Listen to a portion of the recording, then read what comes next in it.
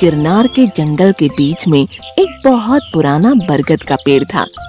उस पर बहुत सारे पक्षी घोंसले बनाकर रहते थे। एक डाल के कोने में एक मोना नाम की तोता भी घोंसला बनाकर रहती थी। वह बड़ी नेक और परोपकारी थी, लेकिन बहुत दुखी रहती थी। उसके कोई बच्चे नहीं थे। वह जब भी अंडे देती या तो वे फूट जाते या उसमें से मरे हुए बच्चे निकलते थे। एक बार तो उसके अंडों को सांप ने खा लिया। इस बार जब मोना ने 2 अंडे दिए तो पूरी सावधानी के साथ उसने उनका ख्याल रखा। वह अंडों को संभालने के चक्कर में खाना पीना भी भूल जाती। कभी कभी बैठे बैठे सो जाती थी। अब मैं अपने अंडों का ख्याल अपनी जान से भी बढ़कर रखूंगी। अब तक सबने मेरा मजाक उड़ाया है, इस बार मैं किसी को मौका नहीं दूंगी। अरे मोना, ये क्या हाल बना रखा है? तुम कितनी दुबली पतली हो गई हो। खाने पीने का भी ख्याल नहीं रहता तुम्हें। ऐसा ही रहा तो बीमार पड़ जाओगी। फिर बच्चों की परवरिश कैसे करोगी? क्या करूं कोयल बहन, मेरी आशा कई बार चकनाचूर हो चुकी है। कहते हैं कि दूध की जली बिल्ली छाछ भी फूंक कर पीती है। मुझे बड़ी चिंता रहती है। जब तक अंडों से बच्चे नहीं निकल आते तब तक मुझे चैन नहीं मिलेगा। मोना तोता का इंतजार समाप्त हुआ। उसके एक अंडे से एक खूबसूरत प्यारा सा बच्चा बाहर आ गया। उसके पंख लाल रंग के थे। मोना अपने पहले खूबसूरत प्यारे बच्चे को देखकर खुशी से झूम उठी। ओह मेरे प्यारे बच्चे वीरू, मुझे तुम्हारा ही इंतजार था। तुम सचमुच बहुत प्यारे हो। अब मोना की नजर दूसरे अंडे पर पड़ी। वह भी हिल रहा था। आओ आओ, मत शर्माओ, मैंने बहुत इंतजार किया है। अब और इंतजार मत करवाओ। अरे वाह, ये तो प्यारी प्यारी गुड़िया है। भैया के साथ बहना भी आ गई। ये मेरी प्यारी बबली है। मोना की खुशी दुगनी हो चुकी थी। वह अपने दोनों बच्चों को प्यार से पालने लगी। 2 दिन बाद मोना ने जब बबली को ध्यान से देखा तो उसे महसूस हुआ कि वह बहुत कमजोर है। वह बैठ भी नहीं पाती थी। हे भगवान, मेरी बबली को ये क्या हो गया है? ये तो बहुत कमजोर है। इसके दोनों पैर, मेरी बच्ची का भविष्य क्या होगा? बबली बिटिया, हिम्मत करो, खड़ी हो जाओ। बबली ने कोशिश की, लेकिन वह मुंह के बल गिर पड़ी। दोबारा कोशिश करी, फिर से गिर पड़ी। माँ, मुझसे ना हो सकेगा। मेरे पैरों में ताकत नहीं है। मैं कभी नहीं उठ पाऊंगी। मैं कभी नहीं उड़ पाऊंगी। नहीं बेटा, ऐसा नहीं कहते। मैं तुम्हारा पूरा इलाज करवाऊंगी, खड़े होना सिखाऊंगी, दौड़वाऊंगी, हवा में उड़ाऊंगी। एक बात ध्यान में रखना, हिम्मत कभी मत हारना। क्या हुआ मोना बहन? आप दोनों माँ बेटी का चेहरा उतरा हुआ है। बबली की हिम्मत बढ़ा रही हूँ। सोच रही हूँ कि इसकी कमजोरी का इलाज कैसे कराऊं। अरे बहन, लाल टोकरी के वैद्यराज भालू से इसका इलाज करवाओ। भगवान ने चाहा तो ठीक हो जाएगी। मोना ने वैद्यराज भालू से संपर्क किया और वह आकर बबली का इलाज करने लगे। मोना, इसके पैर बहुत कमजोर है, शरीर और पंख भी कमजोर है। दवा और कसरत दोनों साथ साथ चलेगी। ठीक होने में समय लगेगा। वैद्य काका, मेरी बिटिया ठीक हो जाए तो मैं समझूंगी मेरा जीवन धन्य हो गया। भगवान पर भरोसा रखो, सब ठीक हो जाएगा। दोनों बच्चे कुछ बड़े हो गए। वीरू फुदकने और उड़ने लगा था, लेकिन गुड़िया घोंसले में ही पड़ी रहती थी। एक दिन कुछ तोते वीरू को बुलाने के लिए आए। एक तोते ने बबली की ओर इशारा किया। अरे वीरू, ये तुम्हारी बहन है, इसे भी हमारे साथ लेकर चलो। यह चल नहीं सकती। हम इसे अपने साथ कैसे ले जाएं? इसके पैर और पंख कमजोर हैं। बेचारी, सबको उड़ता हुआ देखकर इसे भी बड़ा दुख होता होगा। मोना माँ बीच में ही बोल पड़ी। मेरी बिटिया बेचारी नहीं है। समय आने दो, यह भी दौड़ेगी और आसमान में उड़ेगी। सभी तोते वीरू को लेकर चले गए और बबली देखती रह गई। उसकी आंखों में आंसू थे। माँ, इतने दिनों से मेरा इलाज चल रहा है, लेकिन कोई लाभ नहीं मिल रहा है। ईश्वर ने ही मुझे दंड दिया है। नहीं बेटा, ऐसा नहीं कहते। तुमने जब कोई गुनाह नहीं किया तो दंड कैसा? तुम लगन और मेहनत से पीछे मत हटना। एक दिन ऐसा आएगा कि तुम ऊंची उड़ान लोगी और सब देखते रह जाएंगे। मोना बबली को रोज कसरत कराती।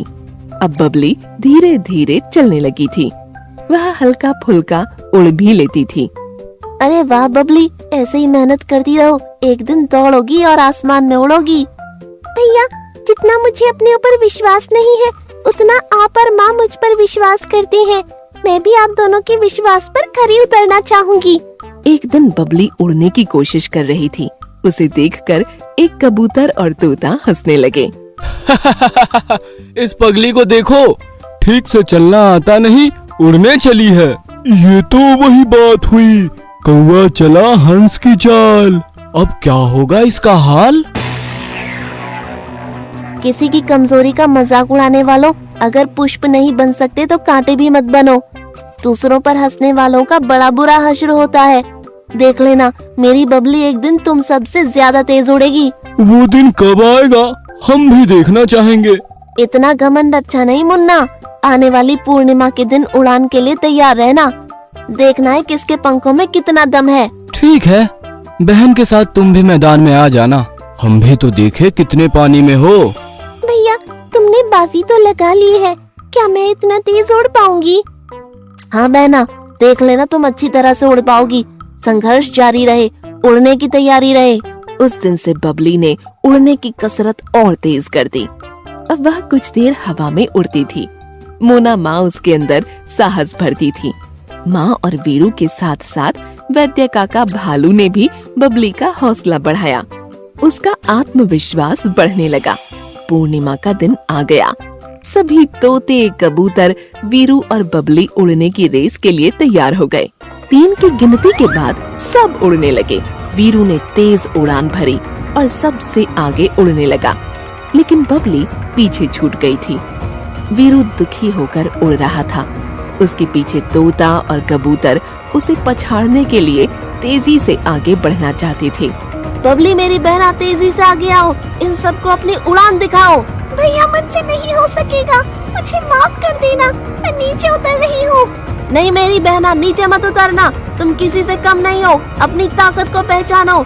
जय हो बजरंगबली की। जय बजरंगबली। अचानक बबली के पंख में एक नई ताकत आ गई। वो तेजी से उड़ती गई। सबको आश्चर्य हुआ कि एक समय सबसे कमजोर समझी जाने वाली बबली आज सबसे आगे निकल रही थी। उसने सबको पीछे छोड़ दिया। वीरू की खुशी का ठिकाना नहीं था। पहले नंबर पर बबली उड़ रही थी और वीरू दूसरे नंबर पर। मेरी प्यारी बहना, आज मुझे तुमसे पिछड़ने पर बहुत खुशी मिल रही है। मेरी बहना जीत गई, मेरी बहना जीत गई। दूसरे तोते और कबूतर बहुत पीछे छूट चुके थे। रेस खत्म हुई और सब बबली की तारीफ करने लगे। माँ मोना खुशी से झूमे जा रही थी। वीरू अपने आप को बड़ा सौभाग्यशाली मान रहा था। मुझे मेरी बहन पर गर्व है, आज उसने असंभव को संभव कर दिखा दिया। बबली का मजाक उड़ाने वाले तोते और कबूतर की गर्दन झुक गई थी। बबली ने लगातार लगन, मेहनत और विश्वास से यह बाजी जीत ली। इसीलिए कहते हैं, कोशिश करने वालों की कभी हार नहीं होती। एक बरगद के पुराने पेड़ पर मोटा सा कौवा रहता था। वो दिन भर कांव कांव करता, आलस करके बैठा रहता और चोरी करके अपना पेट भरता। उसका घोंसला भी कई जगह से टूटा हुआ था। उसके पास ही एक छोटा कबूतर रहता था। वो बड़ा मेहनती और नेक था।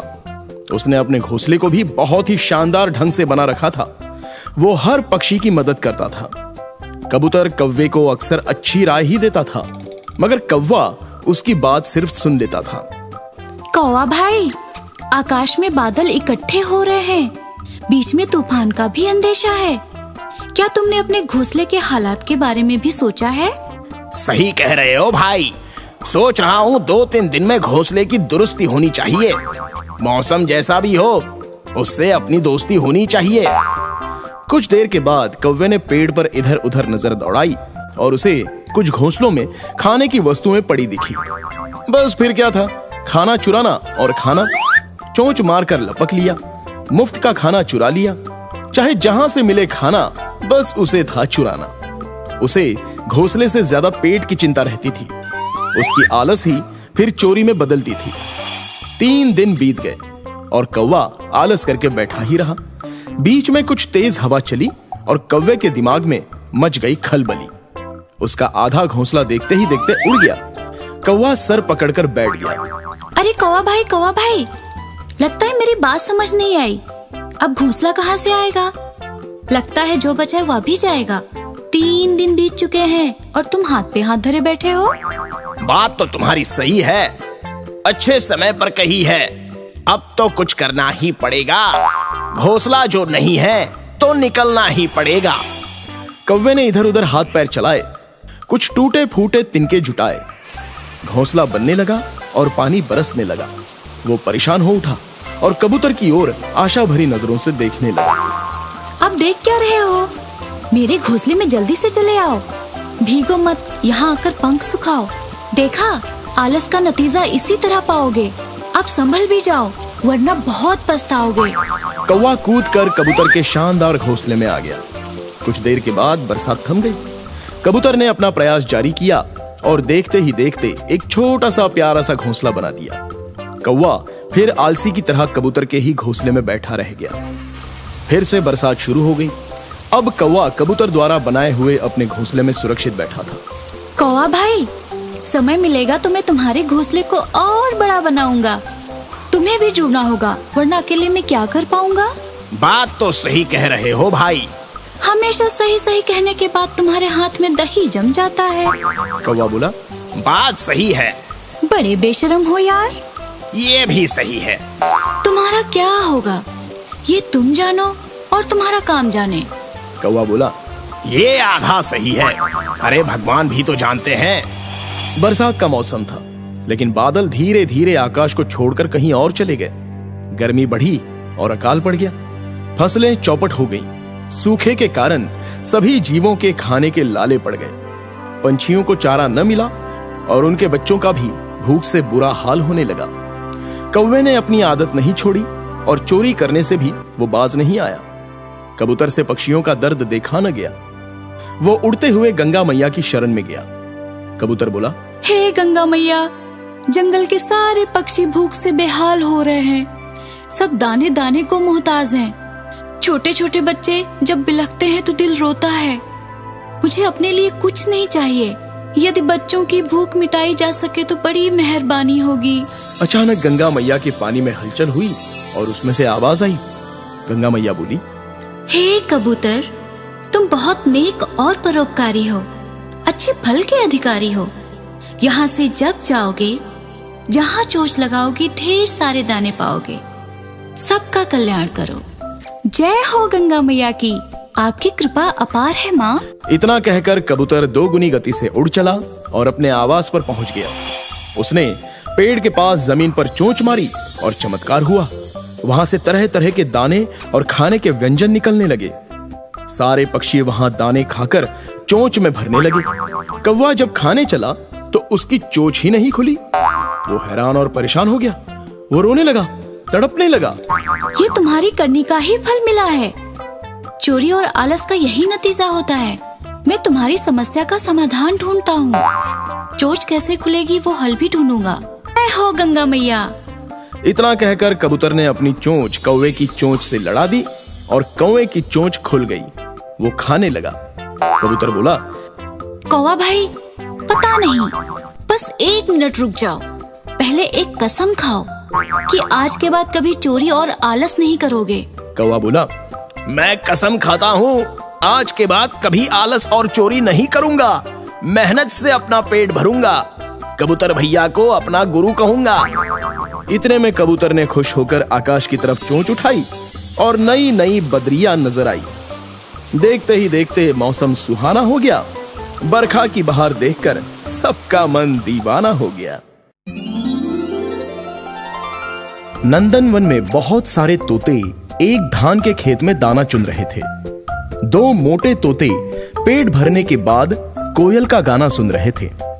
अचानक उनकी नजर एक विशेष रंग के तोते पर पड़ गई। वो तोता लाल रंग का था और उसके पंख पर दूसरे रंग खूब जम रहे थे। दोनों मोटे तोते उसे देखकर आपस में बातें करने लगे। एक मोटा तोता, अरे वाह, ये तो पूरा हीरो है। इसके सामने तू तो जीरो है। दूसरा मोटा तोता बोला, अरे चपड़ गंजू, तू भी इसके सामने जीरो है। उसका अंदाज तो देख, उसकी परवाज तो देख, ऐसे उड़ता है जैसे सुंदर फूलों की क्यारी लहरा रही हो, बाहर खुद झूमते हुए बल खा रही हो। कुछ देर के बाद शेष होते भी उस विशिष्ट लाल तोते को देखकर आश्चर्य में पड़ गए। एक छोटा तो था, उसके पास पहुंच गया। क्या बात है लाल तोता, काश मैं भी तुम्हारे जैसा होता। कहाँ से आए हो प्यारे? लाल तोता बोला, मैं लाल बाग से आया हूँ, प्यारी खुशबू लाया हूँ। कहीं ऐसा तो नहीं कि तुम लाल बाग से लाल लाल होकर आए हो? सच कहूँ तो बड़े कमाल बन के आए हो।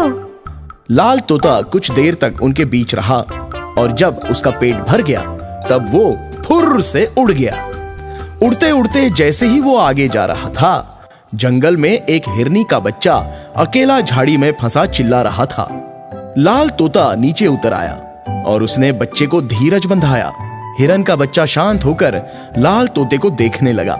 लाल तोते की आंखों से रोशनी निकली और उस झाड़ी पर पड़ गई। ये क्या, झाड़ी वहां से गायब ही हो गई। हिरन का बच्चा अपने आप को आजाद देखकर आश्चर्य में पड़ गया। उसके शरीर पर कुछ जख्म के निशान आ गए थे। बच्चे डरो नहीं, अब तुम आजाद हो। मैं जानता हूँ तुम्हें कांटों की चुभन के कारण पीड़ा हो रही है। चिंता न करो, अभी ठीक हो जाओगे। तुम्हारी माँ कहाँ है? हिरन का बच्चा बोला, वो देखो एक पेड़ में बंधी हुई है। एक शिकारी ने उन्हें बांध लिया है। वह शिकारी थोड़ी देर में आएगा और हम दोनों को यहाँ से लेकर दूर चला जाएगा, ऐसा उसने कहा है। लाल तोते ने मुड़कर देखा तो असहाय हिरनी पेड़ में बंधी छटपटा रही थी। बंधी होने के कारण वो कुछ नहीं कर पा रही थी। लाल तोता उड़ा और उसने अपनी चोंच बंधन पर लगा दी और हिरनी आजाद हो गई। हे नेक तोते, मैं तुम्हें देख रही थी। तुमने मेरे बच्चे को कटीली झाड़ी से आजाद किया, मेरे भी बंधन काट दिए। तुम तो फरिश्ता बनकर आ गए। क्या तुम कोई देवता हो जो तोते का भेष धारण करके आए हो? लाल तोता बोला, मैं कोई फरिश्ता या देवता नहीं हूँ, बल्कि एक साधारण सा तोता हूँ। मुझसे किसी का दुख देखा नहीं जाता। मैं जब छोटा सा था तब मैंने एक हाथी के बच्चे को गड्ढे में फंसा हुआ देखा तो मेरा मन बहुत दुखी हो गया। मैंने उसे बचाने की इच्छा प्रकट की और चमत्कारिक रूप से वो गड्ढे से बाहर आ गया। तब से मैं जब जब किसी की मदद करना चाहता हूँ, अपने आप जैसे जादू हो जाता है और सामने वाला मुसीबत से बाहर निकल आता है। हे प्यारे तोते, भगवान ने तुम्हें बहुत बड़ी जादुई शक्ति दी है। मैं तो समझती हूँ तुम भगवान के बहुत प्यारे बंदे हो। उन्होंने तुम्हें सबका भला करने के लिए धरती पर भेजा है। चलो मेरे साथ आओ, मैं तुम्हें अमरूद के एक बहुत अच्छे पेड़ के पास ले चलूंगी। वहाँ के अमरूद खाकर तुम खुश हो जाओगे। हिरनी लाल तोते को लेकर एक बगीचे में गई और वहाँ अमरूद के पेड़ पर लाल तोते ने अमरूद खाना शुरू कर दिया। हिरनी का बच्चा माँ के साथ पास के चारागाह में घास खाने का आनंद लेने लगा। लाल तोता जंगली जानवरों के साथ काफी घुल मिल गया था। वहां के बंदरों से भी उसका संपर्क नया नया था। एक दिन बंदर का एक छोटा बच्चा खेलते हुए जंगल के पास स्थित एक कुएं में गिर गया। उसकी माँ बंदरिया बहुत ही परेशान हो गई। वो कुएं में झांककर बार बार रोने लगी। तोते ने जब देखा तो बंदर का बच्चा वहां के पानी में तैर रहा था और मदद मांग रहा था। तोता बोला, बच्चे डरना नहीं, एक किनारे पर कुएं के पत्थर को पकड़कर खड़े रहो। कुछ ही देर में हम तुम्हें बाहर निकाल लेंगे। तोता भाई, मेरे बच्चे को बचाने के लिए किसी को बुला लीजिए। किसी भी तरह मेरे लाल को बचा लीजिए। तोता बोला, बहन आप फिक्र मत कीजिए, बस मुझे एक मौका दीजिए। बंदरिया लाल तोते का मुंह देखने लगी और सोचने लगी कि ये भला मेरे बच्चे को कैसे बाहर निकालेगा। इतने में हिरनी वहां पर आ गई और उसने बंदरिया को ढंग से समझाया और धीरज बंधाया। तब जाकर बंदरिया के अंदर विश्वास आया। लाल तोते ने एक पहाड़ी लता को मंगवाया और जादू के चमत्कार से उसे रस्सी बनाया। इसके बाद कुएं में लटकाया। बंदरिया के कुछ समझ में नहीं आया, मगर देखते ही देखते उसका बंदर बच्चा उस लता की बनी हुई रस्सी को पकड़कर ऊपर आ गया। सभी लोगों ने दांतों तले उंगली दबाई। सभी लाल तोते की तारीफ करने लगे। बंदर या तो उसकी भक्त ही बन गई। एक दिन जंगल में एक शिकारी आ गया और लाल तोते को देखकर उसका मन ललचा गया। उसने उसे जाल में फंसा लिया और जंगल के कुछ जानवरों ने उसे देख लिया। शिकारी पिंजरे में लाल तोते को पकड़कर जैसे ही आगे बढ़ा, सामने बंदरों की बड़ी सेना आ गई। दूसरी तरफ हाथी चिंगाड़ कर आ गए। कई जानवरों ने शिकारी को घेर लिया। शिकारी के पसीने छूट गए। वो उनके सामने गिड़गिड़ाने लगा। इतने में लाल तोता उड़कर उसके सामने आ गया। शिकारी पिंजरा खाली देखकर हैरान रह गया। वो पिंजरा और अपना सामान छोड़कर जो भागा है कि पीछे मुड़कर देखने का नाम ही नहीं लिया। बंदर उसके पीछे दौड़ने लग गए। शिकारी को लेने के देने पड़ गए। लाल जादूगर तोता उसी जंगल में सभी जानवरों के साथ हमेशा खुश होकर रहने लगा और सभी जानवर उससे प्यार करने लगे।